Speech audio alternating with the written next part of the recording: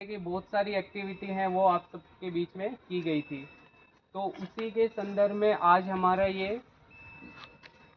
ऐसे ऑफिशियली तो कल ख़त्म होगा, लेकिन जो एक्टिविटी थी इनका आज लास्ट और अंतिम दिन है। तो इसी के उपलक्ष्य में मैं कैरियर काउंसलिंग का जो हमने पिछले 14-15 दिन में आप सबके साथ साझा किया उनका एक कंक्लूज़न बताऊंगा।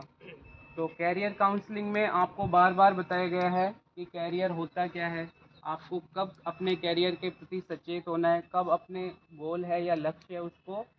निर्धारित करना है, कब उसको डिसाइड करना है, और फिर उस निर्धारित लक्ष्य को पाने के लिए अपने आप में आपको क्या क्या चेंजेस करने हैं। तो समय समय पे आपको बताया गया है कि आपको डिसिप्लिन से, अनुशासन से रहना है, समय का सदुपयोग करना है,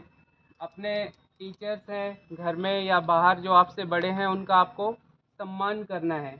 तो ये छोटी छोटी बातें हैं जिनका आप उपयोग करके अपने लक्ष्य को आसानी से पा सकते हैं। इसी तरह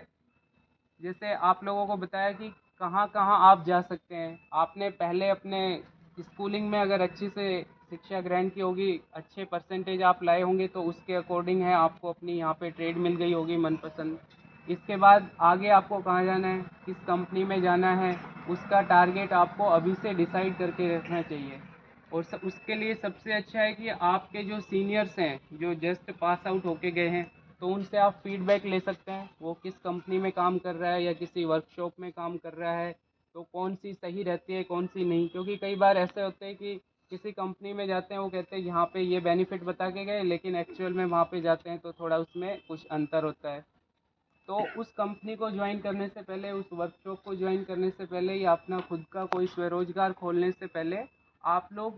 जो उस फील्ड में है उनसे थोड़ा अनुभव है वो साझा करना चाहिए, उनके अनुभव को पूछना चाहिए, उसके अकॉर्डिंग ही अपने जो फ्यूचर के फैसले हैं वो आप लोगों को लेने चाहिए। कुछ लोग हैं वो सोचते हैं हम आगे हायर एजुकेशन में जाएंगे,